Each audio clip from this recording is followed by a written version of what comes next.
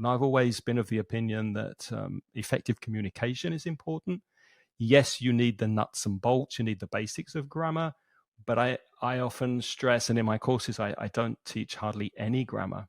It's all communicating. And if you make a mistake with a preposition, does it really matter if you're getting the point across? You're listening to the Influency Podcast.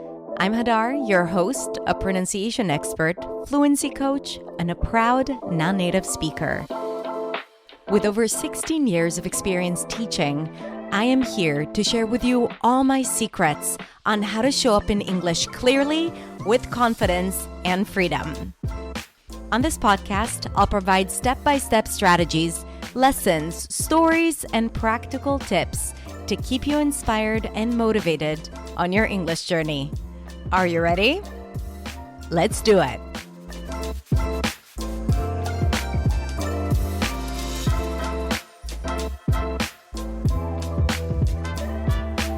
Hey everyone, it's Hadar. Thank you so much for joining me. Today, I want to share with you a conversation I had with a fellow English teacher, Craig from InglesPodcast.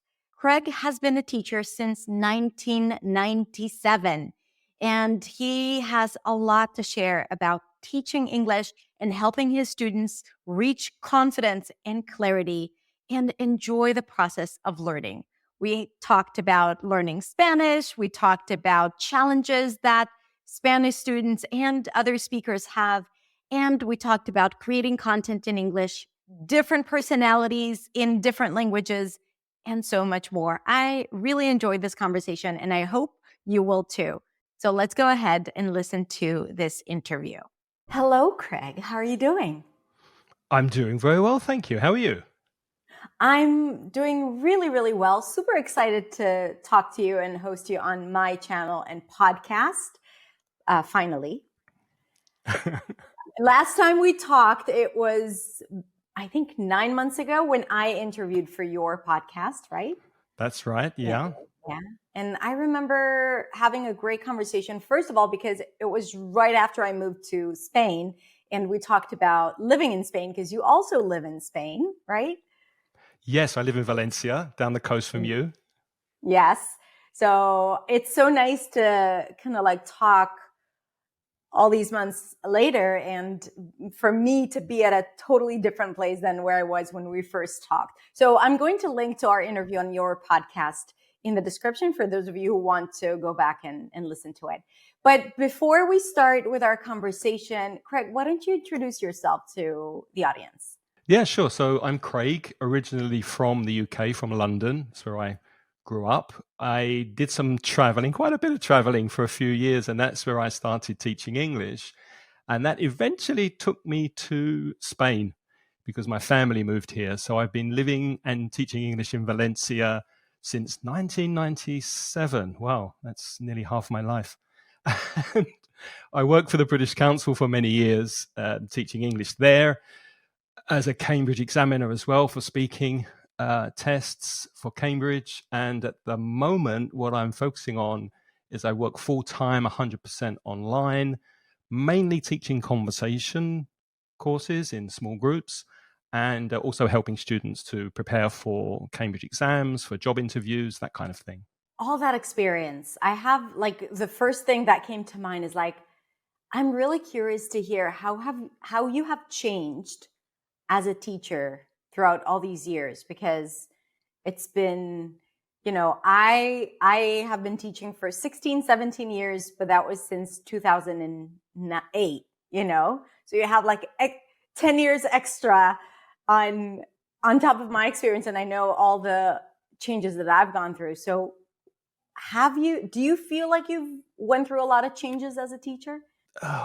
Changes. I obviously now, the information that's available to students on the internet is unbelievable. I think if you're not taking advantage of the wealth of information that's online for you as a language learner, then really you've got no excuses, because there's so much out there, and that wasn't there in the 90s and early 2000s to the extent that it is now. And of course, with AI, that's opened another door with artificial intelligence. So As a teacher, the changes I'm harnessing or trying to harness the new technology and help my students using that. But one thing that also comes to mind is when I started out teaching, it was probably a confidence thing. But if a student asked me something that I didn't know, a point of grammar, for example, I'd say, that's a very good question, but we don't have time in the lesson now. I promise you next lesson, we will look at that indeed. And that gave me chance to look in the book and learn it and then teach it. Whereas now, as a more experienced teacher, I'd probably say, well, that's a really interesting question. I don't know. I'm not sure. Let's write some examples and see if we can work it out together. Because I think with time, I've learned obviously that nobody knows everything. Teachers are fallible. We make mistakes. We don't know. And sometimes it's good for the students to know that. And as a learning experience together, you can explore and you can say, oh, it's because of this. What's the difference between raise and rise? Well, let's look at some sentences. The sun rises, you raise your hand, transitive, intransitive, and you work it out together. Yeah. So that's one thing that I've learned and I changed. love that. Like, that really warmed my heart when you said that, because first of all, I can totally relate. I used to be ashamed or like never admit that I don't have an answer and find my way around it. And now it's like, you know, we're all humans. I'm not supposed to know it all. And really, like, with the fact that content is so accessible, I want to show them that we're in the same boat. And I think this is such a good point of view that you offered to us, that I bet that when your students see that, it gives them the confidence to show up the same in front of others. So I love that. Yeah, and also to make mistakes. I think if you're not making mistakes, you're not really learning. So to encourage the students to explore, to be curious, I think that helps them learn. Yeah, absolutely. So, Craig, what made you want to become a teacher to begin with? Well, it was in that part of my life when I was traveling quite a lot, and I had a good friend who didn't speak any English, and he wanted to start a conversation with a girl that he knew but couldn't speak to. She was Norwegian. She spoke perfect English, as many Scandinavians do. And he said, Craig, you've got to teach me English. I want to meet this girl. I want to speak to this girl. I really like her. I really fancy her. And I want to start a relationship. And I said, well, okay. And we sat for months, actually, with an old grammar book from the 1950s. I had no experience of teaching English, but somehow with this book, over time, I managed to help him to learn a little English. So through that, I discovered two things. The first thing, I didn't really know anything about my own language. I didn't know how the grammar worked, and that annoyed me. And the second thing, I really enjoyed the little progress we made, and the fact that after spending an hour or two with him, he knew some things that he didn't know before. He could express himself. And I think that sparked off the flame in me, if you like, to go. I mean, back to London. I took my first teaching course to teach English as a foreign language, and then progressed from there. But it was that initial attempt at teaching my own language and realizing I didn't really know it. I wasn't effective at teaching it. That's what got me started teaching in the beginning. Yeah.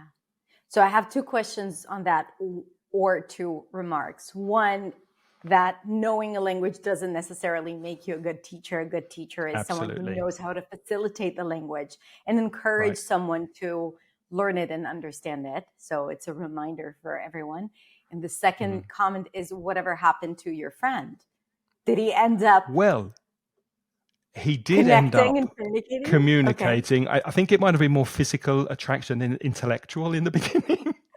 But eventually they had a short-term relationship, and I'm still in touch with him. But obviously, I think the young lady is now back in Norway and probably married with kids, and maybe even grandkids by now, because it was a long time ago.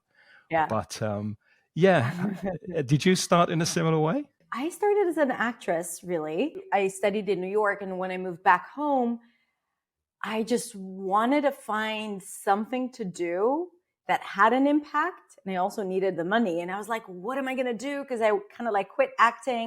And I was like, but for me, acting was a way to connect with people and to impact people, which is like exactly that moment that you describe, right? Like recognizing that you're able to do something that makes an impact and makes someone happier.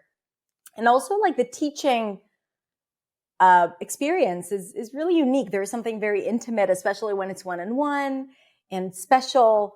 So at first I did it because it was like, oh, one more thing that I need to do. It wasn't intentional, right? Like let me think of what I can do to earn more money. And after my first lesson, I was like, oh, I love this so much. You got Like hooked, when you're like I in your did. Yeah, zone. Mhm. you get Yeah, hooked. Yeah, you get absolutely. hooked. Like if you're born to do this, or you have this purpose of changing lives, you find your niche, Yeah. you find your way. And for us, I think it was just teaching. Hmm. And that's how Yeah, life led us. Yeah. So, absolutely. okay. So you're facilitating the language to others and teaching it to others, but you also live in Spain. So tell me about your Spanish journey, because I am really struggling with it right now, mainly because of time, because it's been so hectic over the past few months. But tell me about your journey in Spanish. My journey in Spanish. Well, I didn't know Spanish before I came here. I took a short course before coming. And then because I was working at the British Council, my social life tended to be with English teachers. So I was speaking English in the classroom, outside the classroom, in the pub, in the bar. So I didn't really have much connection for the first year. And I call that my kind of honeymoon year, where I don't know if you're still in it, but everything's fantastic, everything's wonderful, and the culture and the food. But I didn't really focus on the language. And then I kind of realized I needed it. So I took courses in Valencia, started learning Spanish. Obviously, we have a really fortunate advantage. We live in a country where the language is spoken, and many of our students don't. So we can walk out the door and start practicing, which I did. And then eventually I picked it up. My wife's Spanish, that obviously helps. So with time and a little bit of studying, I wasn't a good student, but I did study in the beginning. Then I eventually learned to communicate and get by, I suppose. My Spanish isn't great. I have friends who have been in the country less time than I have, and they speak much, much better. But Do you I speak speak Spanish at well home? enough. Spanglish. We speak a mixture. My wife speaks English, and what's funny is that sometimes we'll have a conversation and everything's fine, and then I walk out the door and speak to a neighbor, and my neighbor looks at me with that scared deer in the headlights look, like, what are you talking about? Because obviously she understands me after so many years, but sometimes strangers don't. I know that look. Yeah. But another thing I think it's important to say, especially for people watching who get a bit frustrated, even after being here more than 25 years, I still meet people speaking Spanish who I find it very difficult to understand from a listening perspective. And I'll meet somebody in the street and they'll speak so quickly that I can't catch it. And I think that's something that you should acknowledge, that you need to listen as widely as possible. And then also expect sometimes you'll meet someone who speaks too quickly or with an accent and you can't quite catch it. And that's okay. You just ask them to repeat it. Yeah, without feeling like there's something wrong with you. Exactly. Yeah. Yep. Totally normal. Specifically working with students, because at the British Council you were teaching, right? Spanish speakers to communicate in English. What were some of the most common challenges, whether it was like linguistic challenges or pronunciation challenges or just mindset challenges that you constantly saw? Well, obviously, there are different reasons why people are learning. So with the exam-focused students who were motivated extrinsically because they needed the paper, they needed the exam, they were driven by that. The people who were there for fun and for social reasons and for travel, they had a different kind of intrinsic motivation. And I found the intrinsic people who just were studying there for the love of the language because they were interested in the culture and they wanted to speak English when they traveled, they were more motivated, funnily enough. So from the motivation point of view, I think it's our job as teachers, if they're taking exams, to really try and introduce them to the culture, to find an in, to get them to listen and to read things in English about their hobbies and their interests, to try and to widen it out so that they are actually enjoying learning the language through their hobbies and pastimes, which motivates them more. But as far as specific problems are concerned, let's see, obviously Spanish is more syllable time, so they give equal stress to the words, and English is stress timed, which means we have weak forms and sounds are reduced, which makes it very difficult to understand English when you hear it. And when Spanish speakers speak it, they can sound very choppy, a bit monotonous, maybe even boring or bored when they're speaking because of this difference in the way the language is spoken. And specifically that, I think we can also say that it's probably relevant for any language that is syllable timed, right? Because ultimately most languages have similar rhythm or different intonations than English. And I think what you're saying is relevant as well. So something to think about. So can you explain a little bit the difference between the rhythm of Spanish and the rhythm of English, or the rhythm of a syllable timed language? Well, look, if I say in English, if I count in English and I click my fingers on the beat of the number and I say 1, 2, 3, 4, 1 and 2 and 3 and 4, a 1 and a 2 and a 3 and a 4, it's the same because those uns become unstressed. So the timing is different. Whereas a Spanish speaker wouldn't do that. They would say 1 and 2, and so that becomes longer. So it's something to be aware of and practice. Listen for those weak forms. And I don't know if you agree, Hadar, but I tell my students it's more important to recognize the language when it's spoken to you, when you're listening, rather than actually producing it, unless you specifically want to sound like a native English speaker, which some people do. But it's fine not to contract if you don't need to. It's fine to give equal stress, but just try and identify what you're hearing with modal verbs, with tenses, etc. When you're receiving the language. Would you agree with that?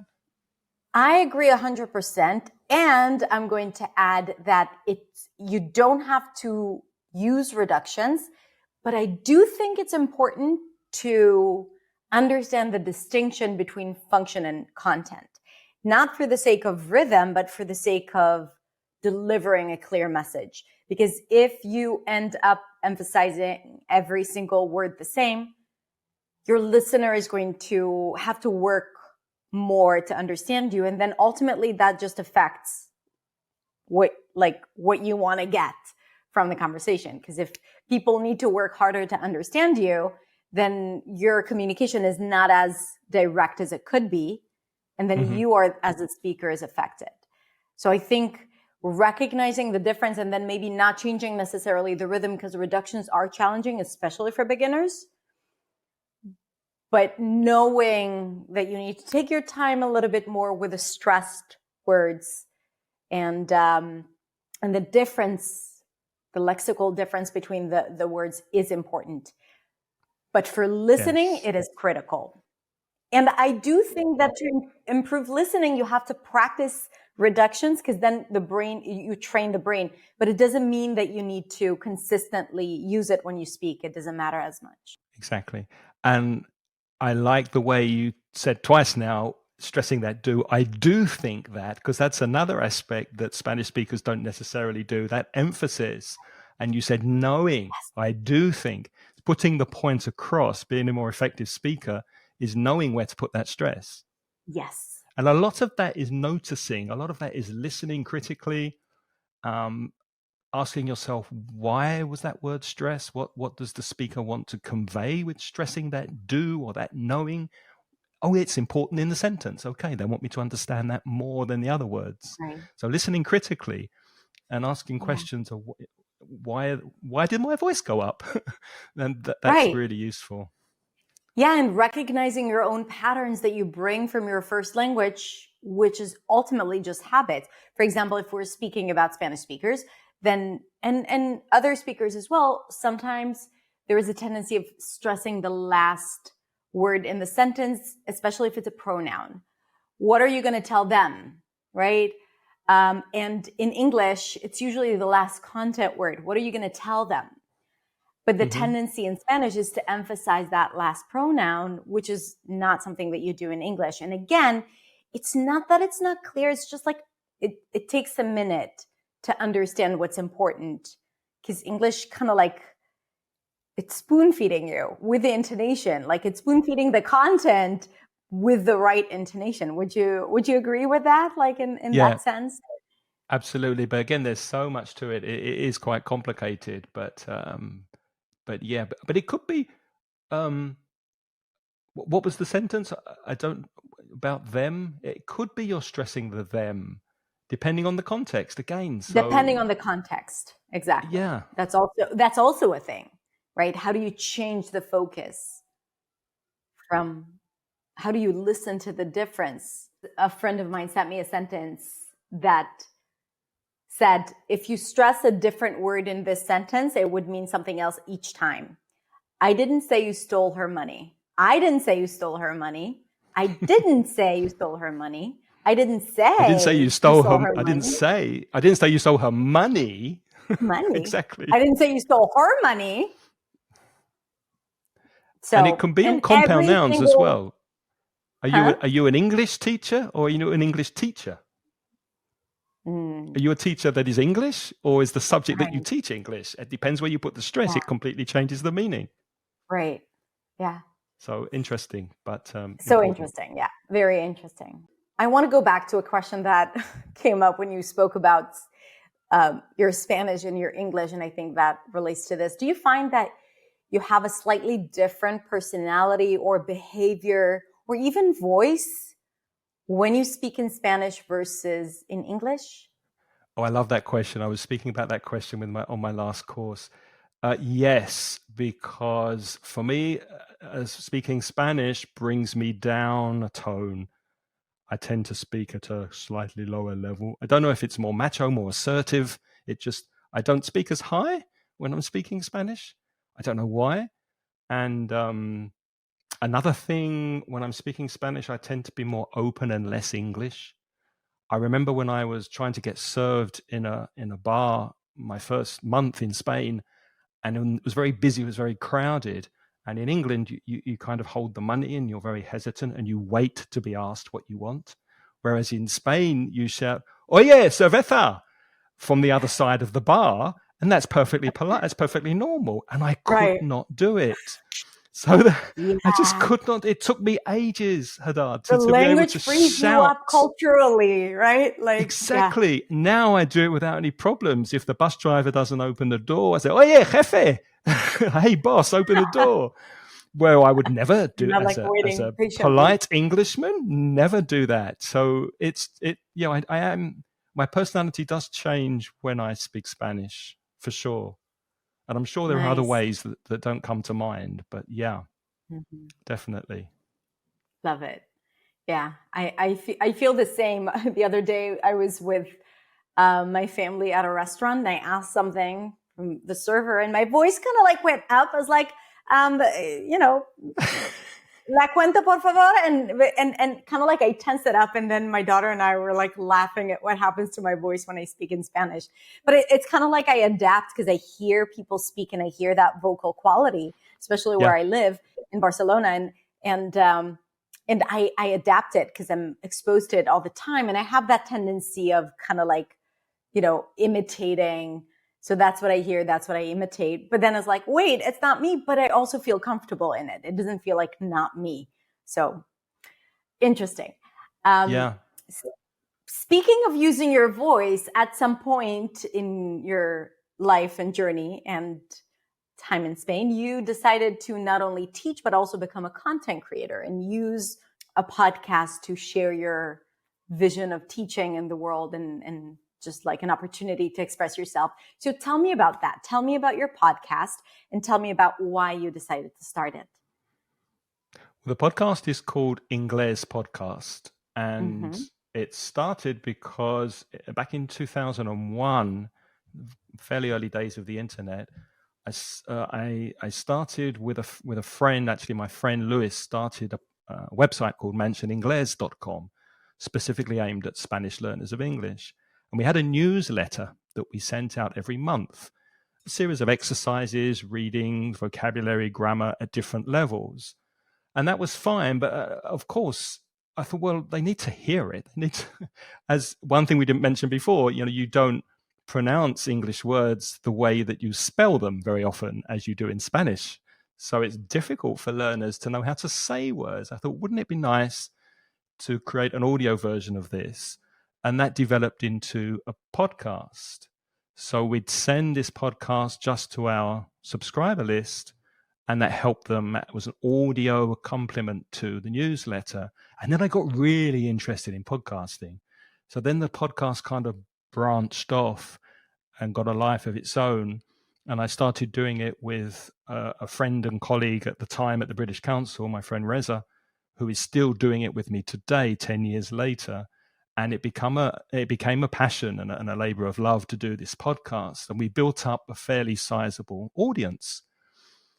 I didn't realize all the time at the British Council that when I left the British Council and started teaching by myself online, that pretty much 85-90% of the students I have are now coming from the podcast. Wow. So it developed from the hobby into something very useful for what I do now to get a salary and keep the lights on. So it's become very useful, but there's still that I'm very conscious of not turning it into too much of a business, because I don't want to lose the chemistry I have with my co-host. I don't want to lose the love I have for the medium of audio. So I'm trying to keep it pretty much as it's always been, and that's getting feedback from the listeners, etc. So that's the story. What will people find on the podcast? Oh, pretty much everything. There aren't many areas we keep away from. We speak about vocabulary, grammar.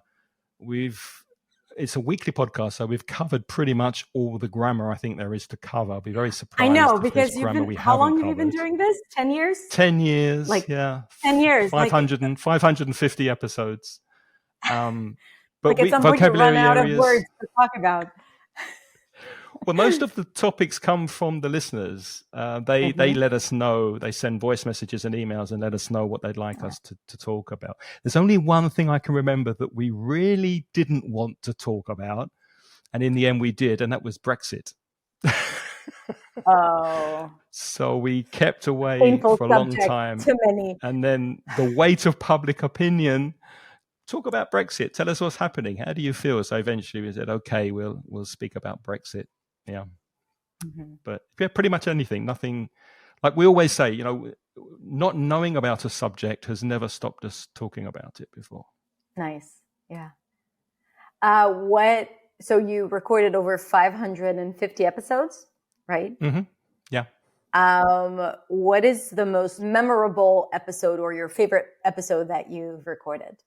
Oh, that's easy. That was when you were on in episode 474. That's probably my favorite. It was called Improve Your English Pronunciation with Hadar Shemesh.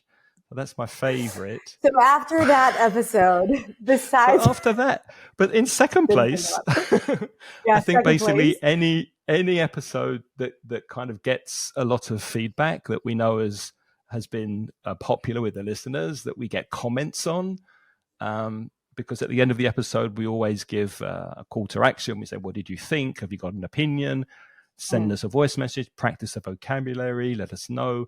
So any episode from which we get a lot of that feedback is one that I thought, oh yeah, that was good, because I just enjoy getting together with my friend and recording it and editing it. So it's still a labor of love.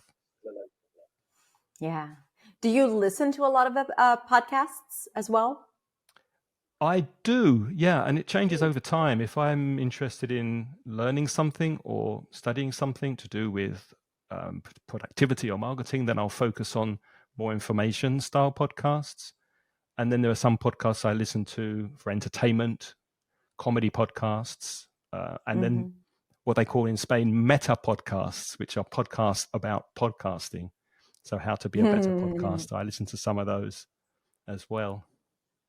Nice.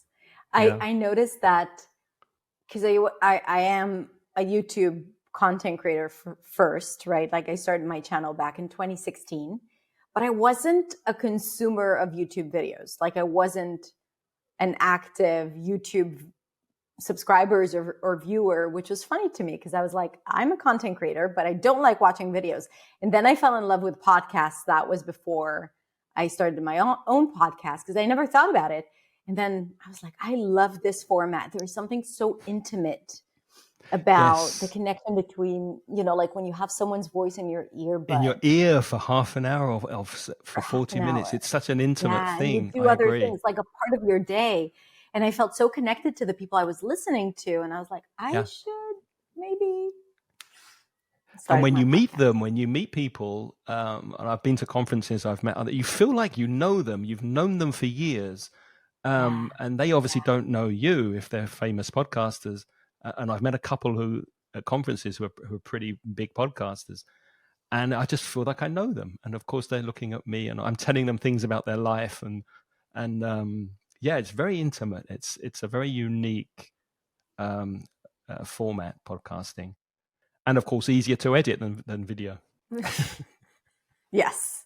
And to film/record, I have another question about teaching. So 2 last questions. One, what is the least conventional thing about you as a teacher? What would you say?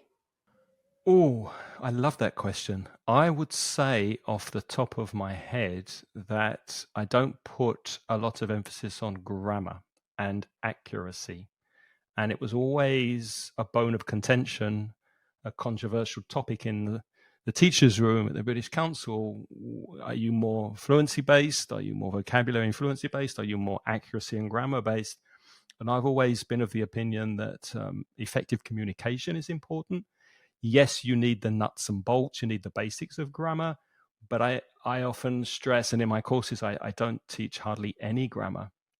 It's all communicating and fluent. And if you make a mistake with a preposition, does it really matter if you're getting the point across? So yeah, I think that might be controversial to grammarians and teachers who focus more on accuracy, to hear that, I don't place a lot of importance on it in my classes. You're my Is type that of teacher because really? I'm Oh, like I'm you. pleased you agree. Yes. Not many people do. I'm pleased you agree, Hadar. Also, like as a listener and how I know the human brain works, just like that example you gave with prepositions, people put so much emphasis on getting it right or they feel bad about making a mistake.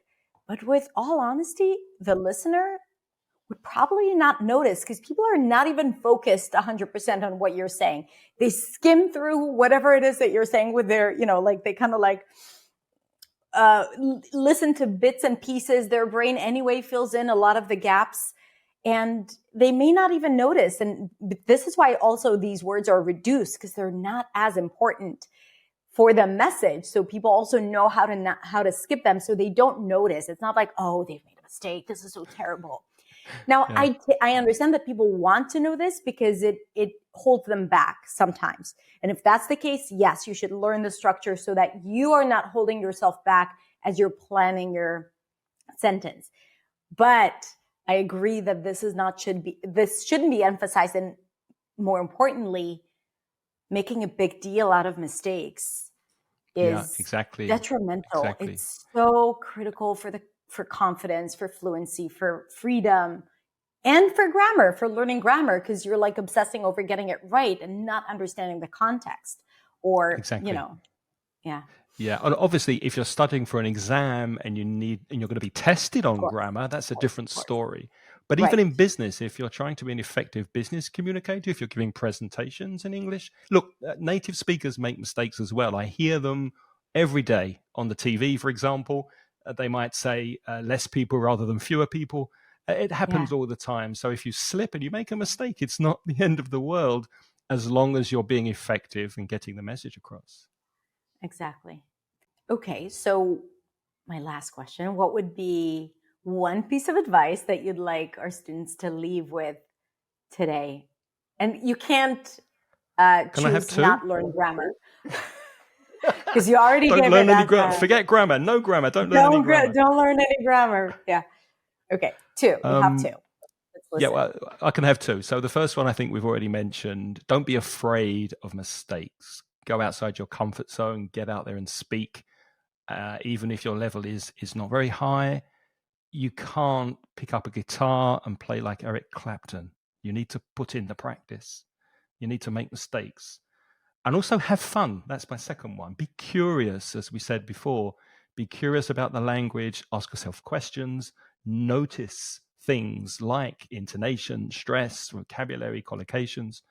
And with those things, I think you'll be fine. Being curious, noticing how people are speaking, how native speakers are speaking, and then getting out there and practicing. Because you mentioned before, Hadar, about the changes over the years in English teaching. It's still basically the same. We're analyzing chunks and pieces of language, we're presenting it, we're making the students notice it, and we're hoping that they're going to repeat it. And that's basically it. You just have to focus in on the language and absorb it and use it. You make it sound very simple.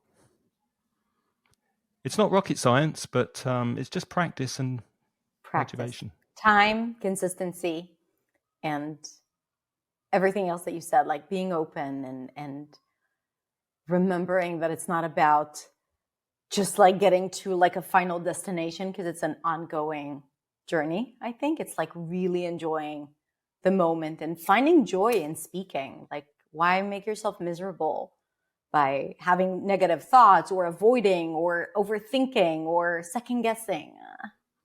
Yeah, students will learn when they're having fun, and that's something you do on your channel very well. The motivation videos that you make are excellent to get students motivated and get them enthusiastic about learning more. So yeah, I think it's important. Yeah, excellent. Craig, thank you so much. How can people find you, study with you, listen to your podcast called InglesPodcast? Inglés is English in Spanish. Yeah, it started off being Spanish. Now it's for everyone. InglesPodcast.com is the website address, ingles.com. And if you're interested in courses, go to EnglishCraig.com and you'll find information there about my conversation courses. Fantastic. And we're going to put the links, all the links in the description. Craig, thank you so much. I'm looking forward to meeting you in Spain, whether here or in Valencia. But we'll have I can promise you the best paella in Valencia if you let me know when you're coming. I'll take you to my favorite restaurant, and it was invented in Valencia. So yes. I will be happy to invite you to paella here if you ever get to Valencia. Valencia. Can't wait. Definitely. All right, Craig. Thank you so much. And thank you everyone for joining us today. Thank you.